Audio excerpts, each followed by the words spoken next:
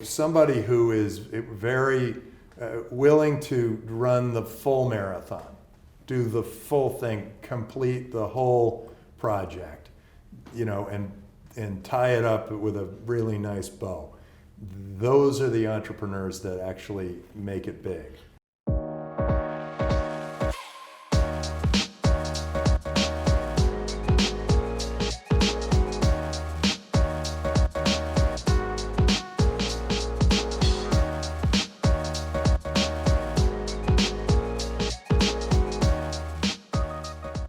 This is Dave Meltzer with Entrepreneurs, the Playbook. I'm here with Tim Draper, Draper Associates, Draper University, and one of my favorite books, How to Be the Startup Hero. Yeah, I literally am a startup hero. No question. And I'll tell you why. Because 1 out of 10 of my startups are hugely successful, and I look like a king. And entrepreneurs don't get that, but you and I do. Absolutely. 1 out of 10. Absolutely. That's perfect. That's exactly what you're supposed to do. It's really good. You're supposed to go for the long shot, long odds at some extraordinary outcome. As long as you one do of it, you lose, and then boom. Yeah, it's really easy to hide the 9. That's what I found out as I got older and older. Nobody asked me about the 9. Right. They care about the 1. Oh yeah. Yeah, it really matters. That's really good. Well, obviously you have more experience. Although people do ask me a lot about my failures. Yeah. And my failures tended to be failures to act. Those are the ones that really kill me. Really, the ones that got away. Yeah. Give me one big one that got away from you that you sort of saw. Oh, I was such an idiot. I turned down Netflix, and I did because I said to Reed, look, yeah, I want to back you, but you're talking about mailing discs to people. You're using the U.S. mail and mailing discs to people. In a year or two, streaming's going to be everywhere. And he said, they aren't ready for that yet. Oh. And I went, yeah, well, why don't I just wait for that? And a huge mistake. Yeah. Enormous mistake. Now, plenty of others, but that's one that irks me, where it was completely my fault. And as you're looking at companies, what do you look at first in a company to invest in it? When I'm looking at a company, I'm saying, is this big enough? Does it matter? What happens if it works? That's actually my biggest question. The rest of the questions are like, what could go wrong? Who cares? All these things they could all go wrong in lots of ways. But the thing that really matters is, if it's successful, how big does it get? How great could this be for society, for the customer, for the people of some region, whatever it is? How great could it be? And if it's great, then I'm totally into it. I also kind of have a love for taking new technologies into industries that have gotten lazy and sort of bureaucratic, where the customer is paying a high price for bad service. And there are plenty of those industries around, right?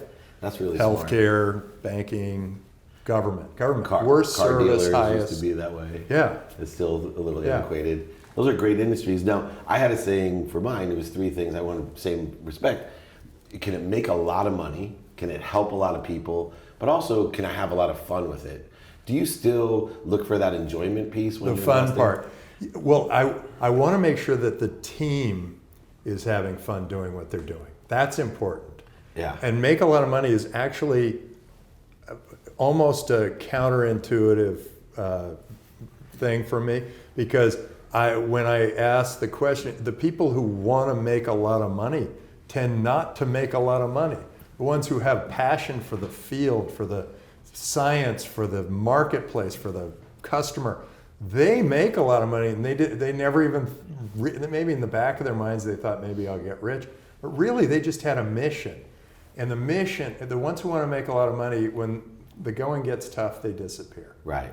But the project you look at to see, does it have an opportunity to create abundance? Yeah. It has to be a big enough project. It's got to be big, and ideally it's using some great technology in a novel way.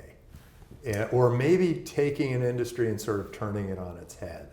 Right, and looking at things differently. What about the leaders? A lot of times when I make the investment, I'm not quite sure about the business, but I know business is evolutionary, not revolutionary in my mind. And sometimes I had this one woman entrepreneur out of Arizona, and she had adopted 2 kids when she was 18. Her parents kicked her out of the house for doing it. And by 30, 7-figure successful entrepreneur, and she had this great idea of technology, and I wasn't quite sure about it, but I loved her. Do you ever make those bets? Yeah. And sometimes just the entrepreneur overrules everything else. Because you figure it's like Netflix, they'll right? Figure it they'll out. figure it out. Like Yeah. there's a great entrepreneur. Right. That guy's brilliant. Yeah. One of the smartest guys I've ever known. And I blew it. I should have just done that. I blew more than the same way. Now, also, when people are pitching you, right? A lot of times we were discussing, I have the show Elevator Pitch, and after the elevator pitch, and I find out all the details of the deal, I'm like, oh my gosh, this is a wonderful opportunity. This is really interesting. Yeah. Well, that's actually why I think I went to 50 conferences last year and probably gave, probably 300 speeches. And I do it because when I'm at those conferences, all these people come up to me, and then I kind of go, hey, that's really, wait a second, what are you doing? Right. It's better than them coming to you, right? Yeah. I do the same thing. Yeah. I travel too many days, but I'm always looking at deal flow and just really unique opportunities. And then I see one of the crossovers is when you take a certain field or industry and apply what's successful in another industry. And so sometimes I'm out in Hong Kong and then someone has this, sports thing, but because I have a diverse background, I'm like, well, this could apply to medicine. Have you ever thought? Oh, absolutely. Right? Yeah, I had Well, one. Hotmail, the whole viral marketing thing that I came up with, that was really applying what the women did with Tupperware and having Tupperware parties. Yeah. I applied that thinking, which is like, how do you get your customer to become your sales force?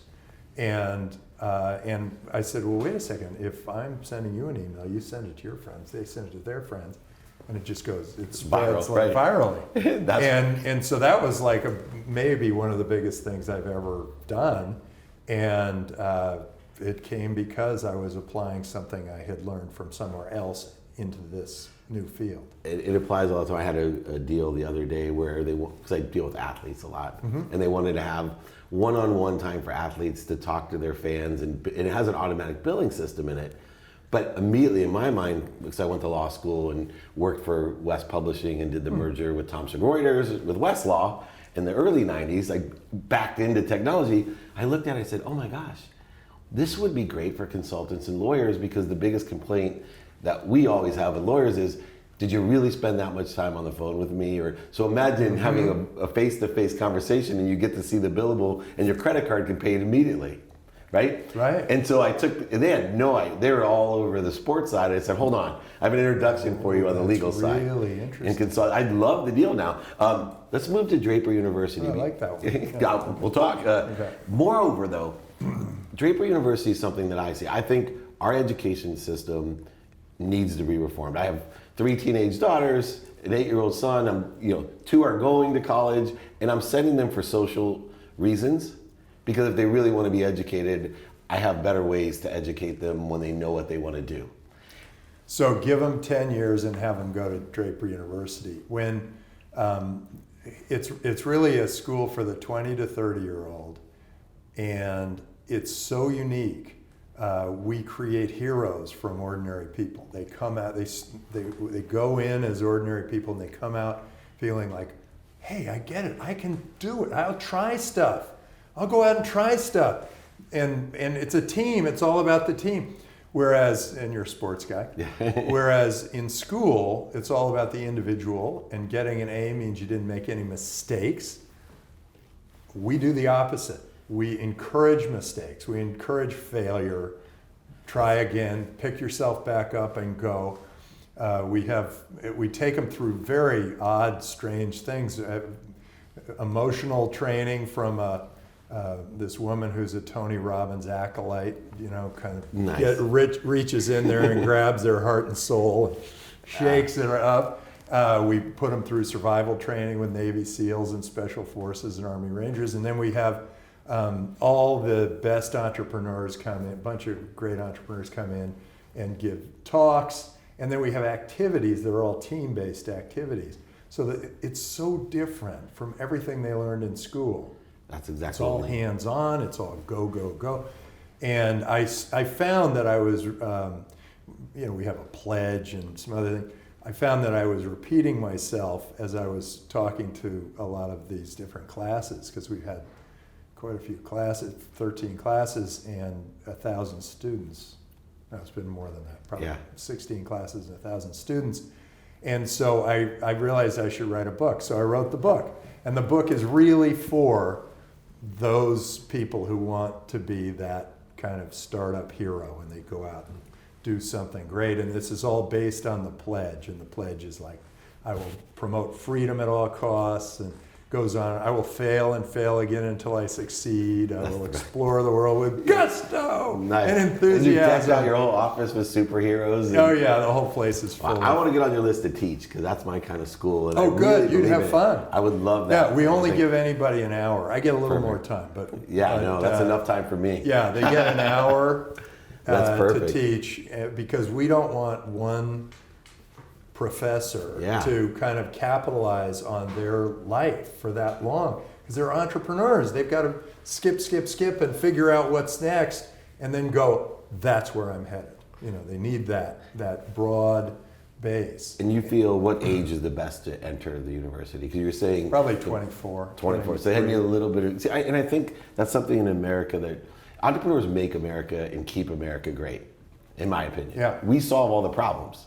People don't realize it. We solve all the problems. And nobody notices it. And then all of a sudden, America turns on these great entrepreneurs like, Bezos and Zuckerberg. They turn on them. And I'm thinking, are you kidding me? These guys are awesome. Yeah. What have they have done extraordinary things. This world is so much better for Amazon. Yeah. How can you possibly And our economy. focus all that energy on taking down somebody who's that awesome? Yeah, and I agree, and I think it's healthy worldwide for people to realize that we lead the world in entrepreneurship. It's great to have code, engineers and all this other talent that's necessary, but it's truly the great entrepreneurs that I've been, and you've been blessed to be around. It's the people that can access information, look at things differently, and monetize it for truly social impact. If people don't realize that Bezos has helped more people, although he's not known yet for giving money back, but he'll get there just like Gates did. Well, even if I don't think he should. Yeah. By keeping his money in this amazing company, Amazonian company, he's doing more for society than he ever could by giving it to some nonprofit. I mean, nonprofits, they do serve a good purpose, and but no nonprofit has had the kind of impact that, say, Google has. No way. Or Apple has. And Warren Buffett himself spent all those years being criticized because he understood compound interest, and he personally wasn't giving away his money. Right. But he knew every dollar that he was reinvesting was good for society. And then he ends up being one of the most generous people later on in life and encouraging other people to donate and create. And I love that about that. I like the paying it forward thing. I like that. I don't you've feel an obligation to give back, because there's nothing back, but paying it forward, and the way I do that is I just keep funding more entrepreneurs. Yeah, and you have the university, which is a nonprofit, right? Those kids are getting empowered. The university is a for-profit. For-profit. Yeah, Okay, yeah. Because we did not want all the restrictions that accreditation and nonprofitism does to schools, so we can be open. What do you think? Although it is a not profitable business. Right, that's what I meant to say. Right, I didn't mean to say it was a charity. Not a profitable business. I'm giving a lot of money in. Yeah, and your time and the people that donate their time. Yeah. Exactly. Now, although it has really paid off in interesting ways. We have 1,000 students. I backed one of them, and this woman created this tool or a fiber line that goes up the fallopian tube and can determine if there's cancer or not. Oh, wow. And she got FDA approval and just sold her business for $275 million. We put her on our board. And she paid for a couple of years of Draper University. I mean, just because of that great return. And our students have become my scouts too for my venture business. So it's not purely, but that's paying it forward. It's interesting. Being You kind pay to it your forward, future it self. keeps coming, it cycles back around, you do it again. I've had a huge intern program with Lee Steinberg for years, and now that I'm old, it's wonderful because the kids are calling that I gave their first opportunity to and empowered them with training and really spiritual and emotional training, gratitude, empathy, accountability, how to be motivated, more than the pragmatic side of how to be a sports agent. But now, they're at ESPN and Disney and all these places, and opportunities are coming and growing as well. Now, a lot of people ask me as an entrepreneur, because it's such a nondescript thing, it's such an emotional thing to be an entrepreneur. Are there certain skills and knowledge that you would encourage young entrepreneurs? So I'm a chancellor of Junior Achievement University. We have great. We have Junior Achievement University That thing's great. and 100 million alumni. But the kids, it starts at 12 all the way to 25. They're really always that question, what should I work on skills-wise? Are there certain skills that you've noticed in your entrepreneurial journey that really help an entrepreneur? I think it's just, I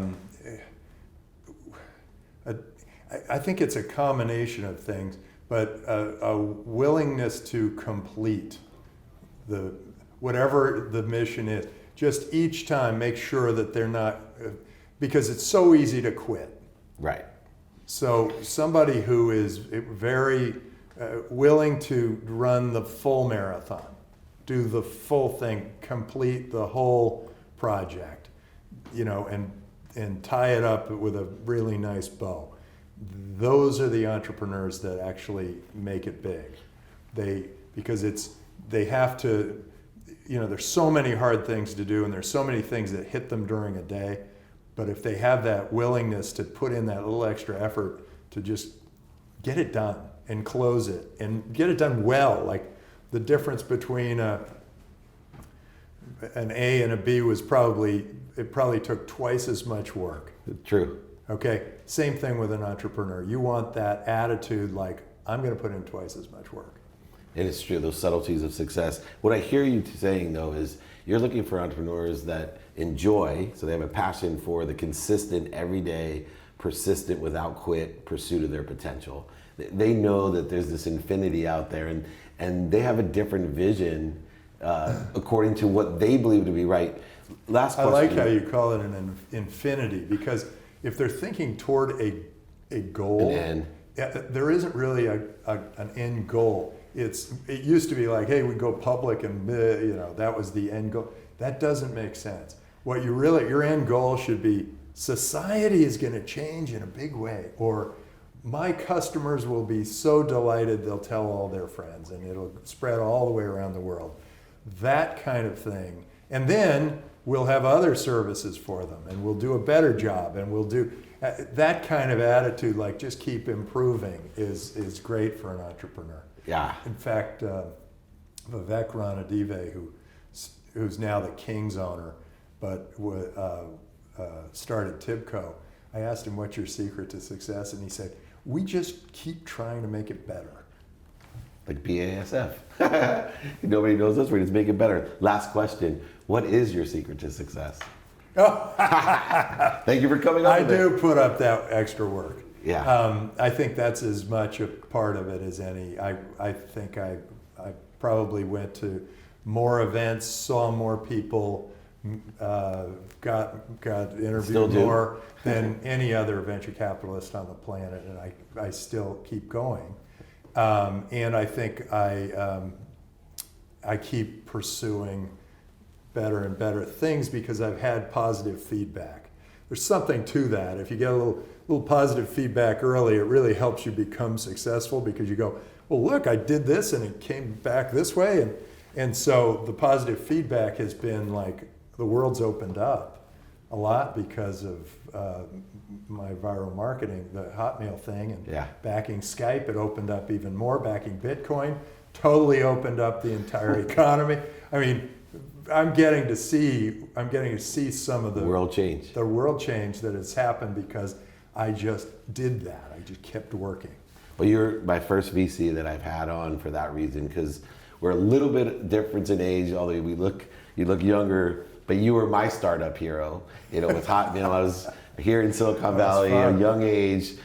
Internet was an entirely different thing, but I looked and said, you know, I take on these emotional heroes like Napoleon Hill or you know, Wayne Dyer, other people. It's funny, Napoleon Hill, my daughter just loved that book. Think and Grow Rich, yeah. Well, you were one of those people that I would study and say, this is the type of leader that I wanted to be, because I had friends who worked for you, and as you know, read and see, I believe you don't necessarily have to have a mentor that you know. You can watch afar and see how they interact and motivate people. And you're still a startup hero. I encourage everyone, I can't wait to read this myself again. I got the soft copy instead of the hard copy. And it's just been a pleasure, Tim. I appreciate it. Terrific. Tim Great, Draper. thanks so much for having me on your show, and I'll sign your book. Yes, please. Tim Draper with Dave Meltzer here on Entrepreneurs, The Playbook.